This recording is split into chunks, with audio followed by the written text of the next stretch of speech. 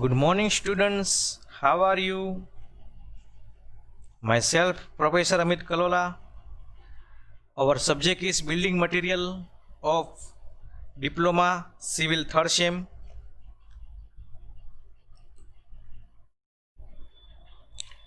And today our chapter is second chapter, clay product, a માટીની બનાવટો. And topic to be discussed today, classification of clay products, requirement of the bricks, types of the bricks અને special form of the BRICS, એટલે કે ઈંટોના ગુણધર્મો છે અને બ્રિક્સના પ્રકારોમાં તેમજ special form of બ્રિક્સનું આપણે ડિસ્કશન કરશું અને સમજશું. વિદ્યાર્થી મિત્રો, આપણે આ ચેપ્ટર છે એ ખૂબ જ અગત્યનું છે. આ ચેપ્ટરનું વેટેજ છે 14 માર્ક. તો ચાલો આપણે ડિસ્કશન કરીએ. Clay is a very useful material for construction. Clay is used directly in the construction or product are used from clay. The effect of the atmosphere on the rocks causes the erosion of the rock, resulting in the rock erosion and eventually the formation of clay. Construction માટે, બાંધકામ માટે માટી છે એ ખૂબ ઉપયોગી સામગ્રી છે. બાંધકામમાં માટીનો સીધો ઉપયોગ થાય છે અથવા તો માટીના બનેલા ઉત્પાદનો આપણે ઉપયોગ કરીએ છીએ. ખડકો ઉપર વાતાવરણની અસરથી ખડકોનું ખોવાણ થાય છે, પરિણામે ખડકના ટુકડા થાય છે અને છેવટે તેમાંથી માટી બને છે. Adding water to the soil makes it smooth. Brick is made from the solid clay which undergoes a chemical process by hardening it. Bricks, tiles, stoneware, porcelain can be made from the clay in this way. Clay is a result of the chemical reaction with the feldspar of igneous rock. તો આ રીતે આપણે જોઈએ છીએ તેમ કે માટીમાં પાણી ઉમેરવાથી તે સુઘટીય બને છે ને સુઘટીય માટીમાંથી બીબા બનાવીને તેને સખત તાપવાથી રાસાયણિક પ્રક્રિયા થાય છે અને હાર્ડનિંગ બને છે અને તેમાંથી બ્રિક્સ છે, ટાઇલ્સ છે, સ્ટોનવેર છે, પોર્સેલેન છે જેવી બનાવટો આપણે મેળવીએ છીએ. Clay is a result of the chemical reaction with feldspar of igneous rock, એટલે કે અગ્નિકૃત ખડકોનું સાથેનું રિએક્શનથી માટી બને છે.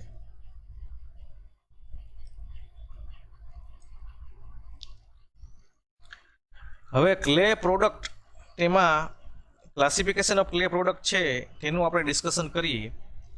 તો સૌપ્રથમ આવે છે એ બ્રિક ક્લે. તો બ્રિક ક્લેમાંથી તેના પાછા પેટા ભાગમાં આવે છે બ્રિક છે, ટાઇલ્સ છે અને અર્થનવેર છે. એટલે કે બ્રિક્સ ક્લે માંથી બ્રિક, ટાઇલ્સ અને અર્થનવેર જેવી આઇટમો બને છે. તો ટાઇલ્સમાં તમને ખ્યાલ જ છે તેમ સામાન્ય દેશી નળિયા છે, અલ્હાબાદ નળિયા છે, મેંગ્લોર છે, તે ટાઈપના આવે છે ટાઇલ્સમાં. તેમજ સુશોભિત છે છાપરા, સીલિંગ, દિવાલો માટેની ટાઇલ્સ, પછી ફ્લોર ટાઇલ્સ તેવું બધું એમાં આવે છે. ફરસ માટેની ટાઇલ્સનો એમાં ઉપયોગ થાય છે. તેમજ વિવિધ આપણે આકાર ધરાવતી ઈંટો, એમાં ખાસ પ્રકારની ને સાદી ઈંટ, બે ટાઈપની ઈંટોનો ઉપયોગ થાય છે. વિવિધ આકારની ધરાવતી ઈંટોમાં છે એ સાદી છે, ફોગવારી છે, બુલનોઝ, ક્વીન ક્લોઝર, સ્ક્વિન્ટ, કાઉનોઝ, કોપિંગ, આર્ચ વગેરેનો આપણે ઉપયોગ થાય છે. તેમજ સ્પેશિયલ કેસ માટે આપણે બનાવેલી ઈંટો હોય છે, તેમાં રેતી ચૂનાના મિશ્રિત ઈંટો અને રંગીન ઈંટોનો સમાવેશ થાય છે. ચાઇના ક્લે પ્રોડક્ટ છે તેમાં સ્ટોનવેર અને પોર્સેલેન અને ટેરાકોટાનો ઉપયોગ થાય છે, એની બનાવટ બનાવવામાં આવે છે. તો ટેરાકોટા છે એમાં પાછા Porus, sound proof, fire proof અને પોલિશ્ડ એટલે કે સુશોભિત કાર્ય માટેના ટેરાકોટા. અને અર્થનવેરની આઇટમ છે કે જે પાર્ટીશન છે, દિવાલો છે, દિવાલો માટેના બ્લોક્સ છે, ડ્રેનેજ પાઇપ છે, વિદ્યુવાહક તારો લઈ જતા પાઇપ, કપ, રકાબી, ડિનર સેટ વગેરે છે એ અર્થનવેરમાંથી બનાવવામાં આવે છે. સ્ટોનવેર છે તેમાંથી સેનિટરી વેર્સ છે, બરણીઓ છે, વાસણો છે, એવું બધું બનાવવામાં આવે છે. પર્સોલિન છે તેમાંથી ઇલેક્ટ્રિક ઇન્સ્યુલેટર, સેનિટરી વેર્સ, બરણીઓ, વાસણો વગેરે બનાવવામાં આવે છે. ફાયર ક્લે છે તેમાંથી પેટાના ભાગ પડે છે. ફાયર બ્રિકમાંથી એસિડિક, બેઝિક અને ન્યુટ્રલ 3 ટાઈપની બ્રિક્સનો આપણે ઇન્ડસ્ટ્રીઝમાં ઉપયોગ કરીએ છીએ. અને બેન્ટોનાઇટ એમાં clay use as a filler for soap, rubber and with cement for grounding. એટલે કે બેન્ટોનાઇટનો ઉપયોગ છે ને એ ફિલર તરીકે થાય છે કે જે સોપ બનાવવા માટે રબર અને લેધર ઇન્ડસ્ટ્રીઝમાં ઉપયોગ થાય છે. સિમેન્ટ ગ્રાઉન્ડિંગ માટે use with the cement for grounding. તો આ રીતે ક્લે પ્રોડક્ટનો આપણા ડિસ્કશન કર્યું, ક્લાસિફિકેશન ઓફ ક્લે પ્રોડક્ટ્સ. ત્યાર પછીનો ખૂબ જ આઈએમપી ટોપિક આવે છે એ રિક્વાયરમેન્ટ ઓફ ધી બ્રિક્સ, એટલે કે ઈંટના ગુણધર્મો. તેમાં સાદી ઈંટો એટલે કે ઓર્ડિનરી બ્રિક્સ. તો સાદી ઈંટોના ગુણધર્મો ક્યાં ક્યાં હોવા જોઈએ? Simple brick properties, ordinary BRICS.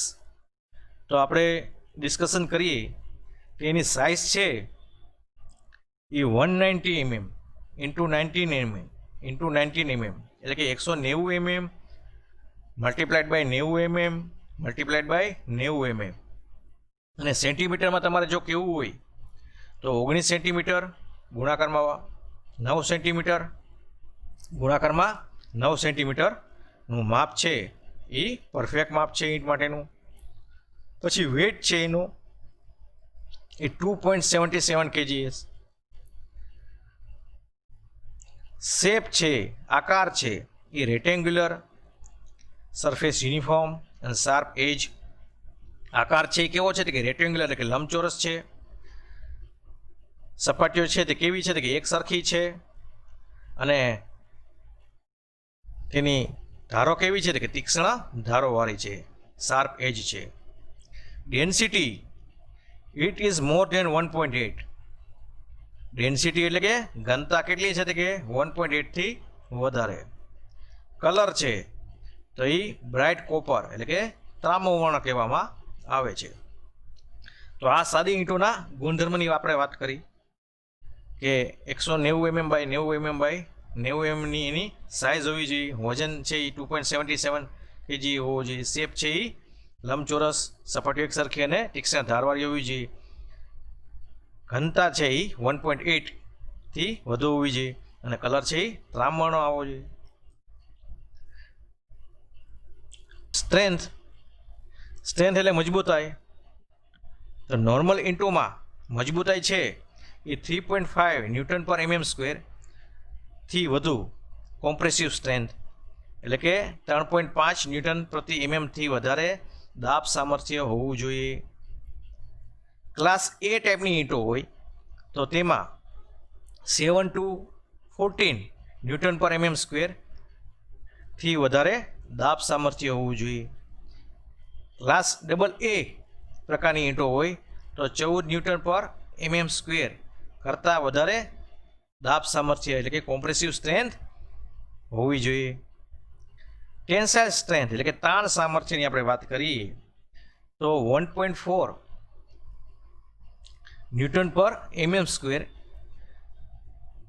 અને શિયર સ્ટ્રેન્થ એટલે કે કર્તન સામર્થ્ય 0.85 ન્યૂટન પર mm² હોવું જોઈએ.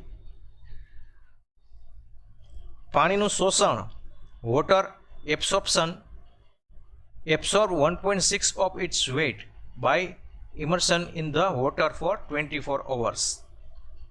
સ્ટુડન્ટ્સ આમાં એમ કહેવા માગે છે 24 કલાકમાં ઈંટોને આપણે પાણીમાં ડૂબાડતા તે પોતાના વજનના 1/6 ભાગ જેટલું જ પાણી શોષવું જોઈએ.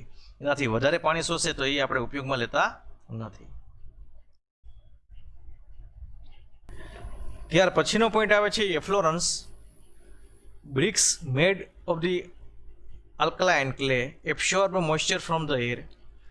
Alkaline water comes to the surface as water evaporates from the surface and salt remains on the surface.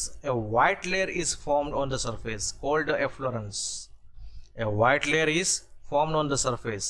It is called efflorescence. ક્ષારવાળી માટીમાંથી બનાવેલી ઈંટો હવામાંથી ભેજનું શોષણ કરે છે. ક્ષારવાળું પાણી છે એ સપાટી ઉપર આવે છે અને સપાટી ઉપરથી પાણી ઉડી જાય છે. Water evaporate from the surface. અને ક્ષાર છે એ સપાટી ઉપર રહી જાય છે, જેને હિસાબે વ્હાઇટ લેયર એટલે કે સફેદ સ્તર જોવા મળે છે, જેને આપણે એફ્લોરન્સ કહેવામાં આવે છે. Bricks with the high efflorescence are not used. આપણે એફ્લોરન્સ વધારે જોવા મળતી હોય તેવી ઈંટો છે એ આપણે બાંધકામમાં ઉપયોગ કરવી જોઈએ નહીં. જો ઉપયોગ કરવામાં આવે તો તે શું કરશે કે હવામાંથી ભેજનું શોષણ કરશે અને ભેજ છે તે તમારે મેશનરીમાં જોવા મળશે, ચણતરકામમાં જોવા મળશે અને પ્લાસ્ટરને પછી નુકસાન થશે.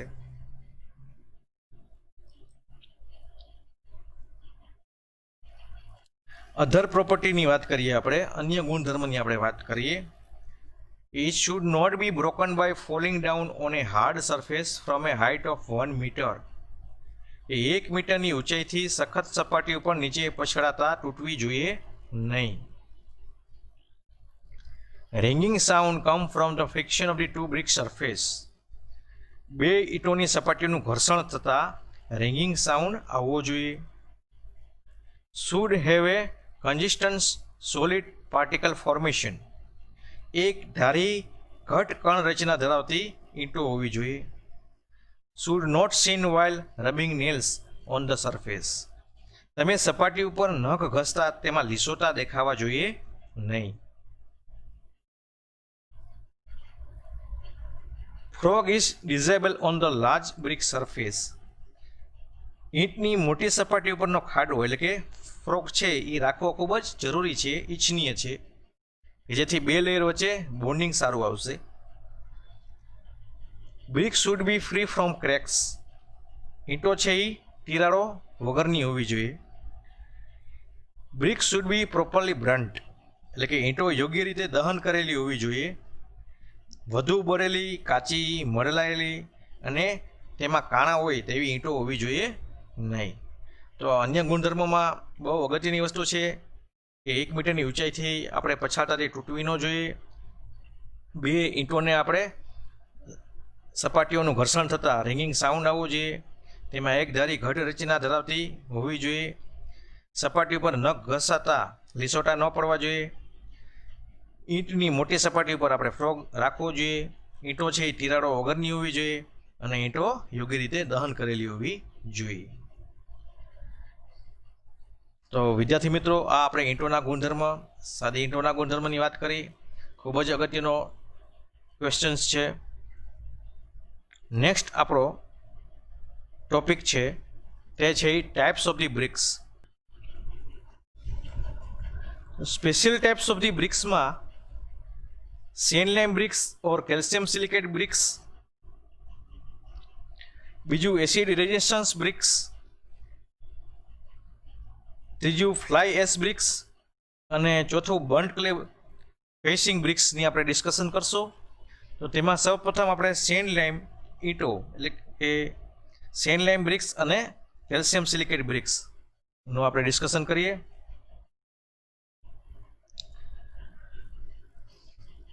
Bricks with the more than 8.5% sand content and 10% of lime content and very low clay content.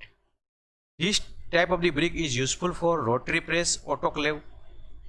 This type of the bricks with the controlled moisture content are produced at a high temperature and pressure. Higher temperature and higher pressure. These bricks have a smooth surface, very uniform and more strength.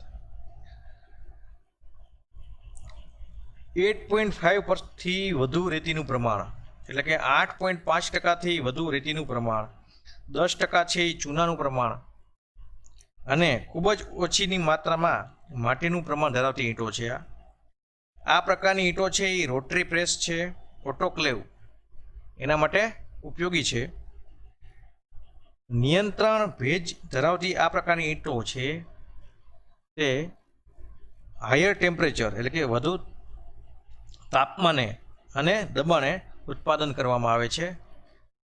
આ ટાઈપની BRICS છે, ઈંટો છે એ સુવાળી સપાટીઓ ધરાવે છે, એક સરખી છે, યુનિફોર્મ છે અને વધુ મજબૂતાઈ છે, સ્ટ્રેન્થ છે તે ખૂબ જ વધારે છે.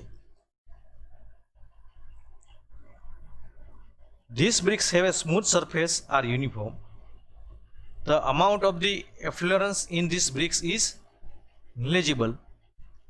Furnace hold this brick is right. Also remain weak in friction. These bricks are perfect for the decorative work. હવે આ ઈંટોમાં છે ને એફ્લોરન્સનું પ્રમાણ છે એ ખૂબ જ નજીવું હોય છે. એફ્લોરન્સ છે એ બહુ જ ઓછું હોય છે, એટલે ભઠ્ઠીઓ માટે, ફર્નેસ માટે આ ઈંટો છે એ ખૂબ જ યોગ્યતા ધરાવે છે. ભઠ્ઠીમાં આ ઈંટોનો ખૂબ જ પ્રમાણમાં ઉપયોગ થાય છે. હવે આ ઈંટોનું ડ્રોબેક એ છે કે એ ઘર્ષણમાં રમી રહે છે, એટલે કે ફ્રિક્શનમાં નબળી રહે છે, પણ વધારે પડતો ઉપયોગ છે એ સુશોભન કાર્ય માટે પણ આ ઈંટનો કરી શકાય છે. This brick are also perfect for the decorative works. તો વિદ્યાર્થી મિત્રો, આ આપણે send lime bricks or calcium silicate બ્રિક્સની વાત કરી.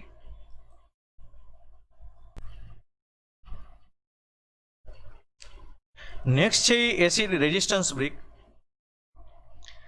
Brick made of the clay with a small amount of the lime, feldspar and sand.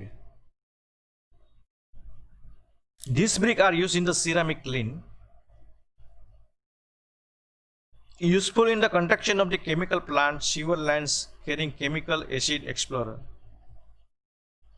એટલે આ ટાઈપની બ્રિક્સ છે એ થોડા પ્રમાણમાં ચૂનો છે, ફેલ્ડસ્પાર છે અને રેતી ધરાવતી માટીમાંથી બનાવેલી ઈંટો છે. સિરામિકની ભઠ્ઠીમાં આ ઈંટોને ઓપ ચડાવવામાં આવે છે.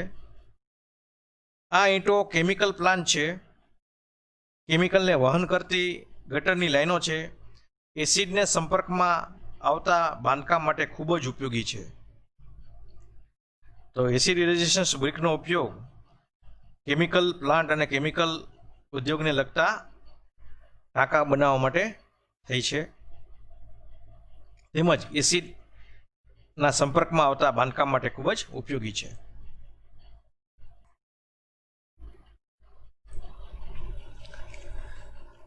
નેક્સ્ટ છે આપણે fly ash BRICS. Fly ash is similar to the pozzolana in the term of the properties. These bricks are made by mixing the fly ash with lime, sand and a small amount of the magnesium chloride. These bricks have a better properties than a simple brick. Fly ash BRICS છે એ પઝલોના material જેવી જ ગુણધર્મો ધરાવે છે. Fly એશને ચૂના, રેતી અને થોડા પ્રમાણમાં મેગ્નેશિયમ ક્લોરાઇડ સાથે ભેળવી અને ઈંટો બનાવવામાં આવે છે. અને સાદી ઈંટો સિમ્પલ બ્રિક્સની સરખામણીએ આ ઈંટના ગુણધર્મો છે એ ખૂબ જ સારા હોય છે.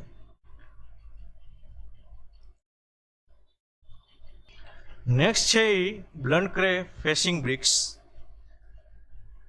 These bricks have a low compressive strength, absorption, no efflorescence and minimum warping.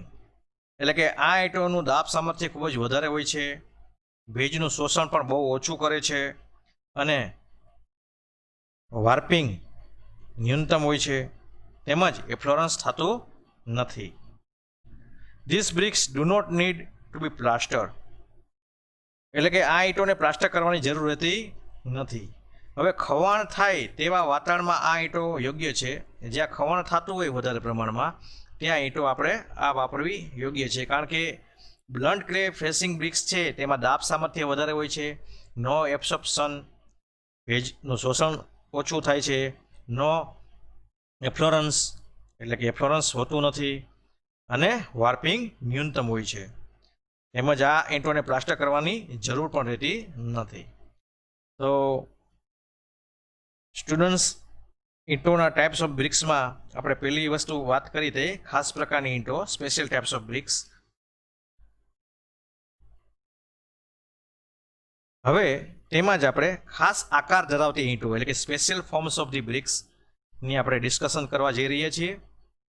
તો ખાસ આકાર ધરાવતી ઈંટોમાં પહેલું આવે છે ક્વીન ક્લોઝર. ફિગરમાં તમે જુઓ કે half brick cut in the direction of the length of the corner of the wall. Placing this brick after the first header can prevent the vertical joint. એટલે ગુજરાતીમાં આપણે વાત કરીએ તો કે લંબાઈની દિશામાં કાપેલી અડધી ઈંટ છે. જુઓ, લંબાઈની દિશામાં કાપેલી અડધી ઈંટ ખૂણા પર પહેલી હેડર પછી આ ઈંટ મૂકવાથી સળંગ ઉધ્વ સાંધાઓ છે આપણે અટકાવી શકાય છે. બાંધકામમાં આપણે ઉધ્વ સાંધાઓ અટકાવી શકાય છે. So this is the queen closer. બીજું છે એ કિંગ ક્લોઝર. પ્લિન્થ કોર્સ માટે વપરાય છે. To splay the walls beyond the corner of the door and window. Plinth course માટે વપરાય છે અને બારી દરવાજાના ખૂણાથી આગળ દિવાલોમાં સ્પ્લે કરવા માટે ઉપયોગમાં લેવામાં આવે છે. This is the image of the enclosure. Squint. It is used where the corner of the walls do not meet at the right angles. એ જ્યાં દિવાલોના ખૂણાઓ કાટખૂણે મળતા ન હોય ત્યાં સ્ક્વિન્ટ ઈંટ ઉપયોગમાં લેવામાં આવે છે.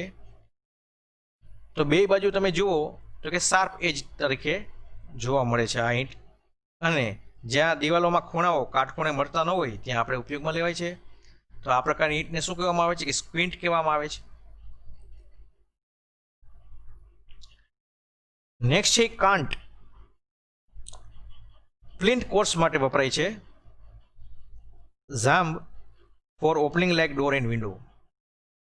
તો આ ટાઈપની ઈંટ છે તે પ્લિન્થ કોર્સ માટે અથવા તો જામ આગળ દિવાલને સ્પ્લે કરવા માટે વપરાવામાં આવે છે.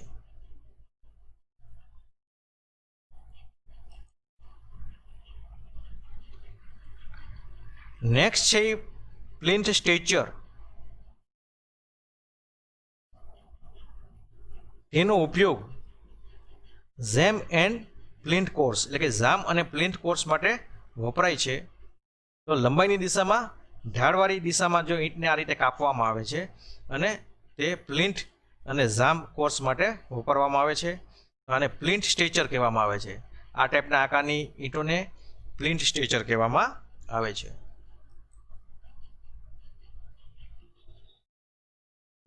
નેક્સ્ટ છે કોપિંગ.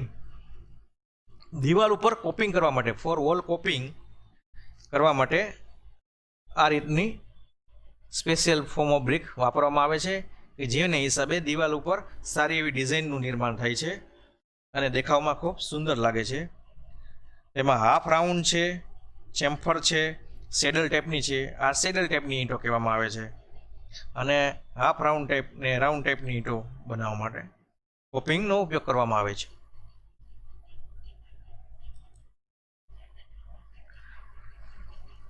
ત્યાર પછી છે કોર્નિસ.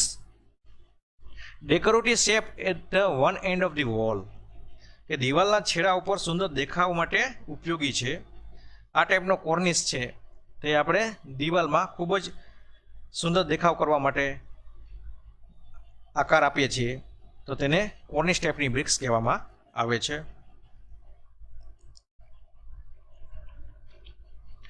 ત્યાર પછી છે એ બુલ નોઝ અને ડબલ બુલ નોઝ. બે ટાઈપની ઈંટોનો આપણે ઉપયોગ થાય છે. તો એક જ ધાર ઉપર ગોળાઈ ધરાવતી ઈંટો હોય, ધારો કે એક જ ધાર ઉપર હોય ઈંટોની ગોળાઈ, તો એને બુલનોઝ કહેવામાં આવે છે. અને બે બાજુ બે તરફ ગોળાઈ હોય તો એને ડબલ બુલનોઝ કહેવામાં આવે છે. It is made up of round with the round corners.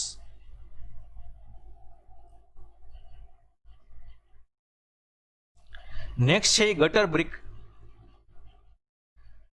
Brick with the roundness that can be use for gutters, એટલે કે ઈંટનો આકાર આપણે એ રીતે ગોળાઈવાળો આપવામાં આવે છે કે ગટરની પાઇપલાઇનને લઈ જવા માટે સરળતા રહીએ, એટલે ગટર માટે કામમાં આવે તેવી ગોળાઈ ધરાવતી આપણી ઈંટો છે. તો આ ઈંટને આપણે ગટર ઈંટ કહેવામાં આવે છે. નેક્સ્ટ છે સ્ટુડન્ટ એ છે પ્રીફોરેટેડ બ્રિક્સ, એટલે કે કાણાવાળી ઈંટો. May round and square perforated bricks wet in less and soil requirement, drying and baking less time, less effluence, useful for the lightweight construction.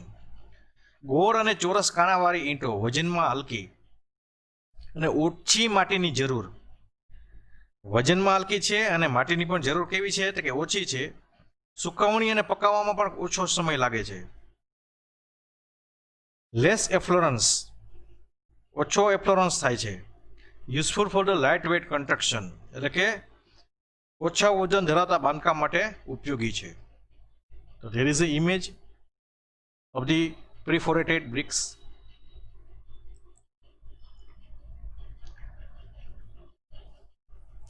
Hollow and cavity bricks. Bricks are lightweight, easy to handle, fast construction and sound resistance and moisture resistance. તો આ ટાઈપની hollow BRICS છે એ વજનમાં ખૂબ જ હલકી છે અને સરળ રીતે આપણે ટ્રાન્સપોર્ટેશન પણ કરી શકીએ છીએ અને ઇઝી ટુ હેન્ડલ છે, સરળતાથી હેરફેર કરી શકીએ છીએ, ઝડપી બાંધકામ છે અને અવાજનું પ્રતિરોધક છે અને ભેજનું પણ પ્રતિરોધક છે. There is the hollow or cavity bricks, અને ભેજનું પણ આમાં પ્રતિરોધકતા છે, એટલે ભેજનો પણ પ્રવેશ થઈ શકતો નથી. Checker bricks, resistance to abrasion, suitable for garden or road, એટલે ઘર્ષણ સામે પ્રતિરોધકતા ધરાવે છે તેમજ ગાર્ડન અને રસ્તાના પેવમેન્ટ માટે ખૂબ જ ઉપયોગી છે. અને આધુનિક રીતે આપણે લેટેસ્ટમાં અત્યારે આ ચેકર્સ બ્રિક્સનો ગાર્ડન તેમજ રસ્તાના પેમેન્ટ માટે ઉપયોગ કરીએ છીએ. તો થેન્ક યુ સ્ટુડન્ટ્સ. આજે આપણે આપણા ચેપ્ટર નંબર 2ના ક્લે પ્રોડક્ટ્સના classification of the clay products, requirement of the bricks, types of bricks, એમાં આપણે ખાસ પ્રકારની ઈંટો એટલે કે special types of the bricks અને ખાસ આકાર ધરાવતી ઈંટો એટલે કે સ્પેશિયલ ફોર્મ્સ ઓફ ધી બ્રિક્સનું ડિસ્કશન કર્યું, સમજ્યા અને નોલેજ મેળવ્યું. Thank you students.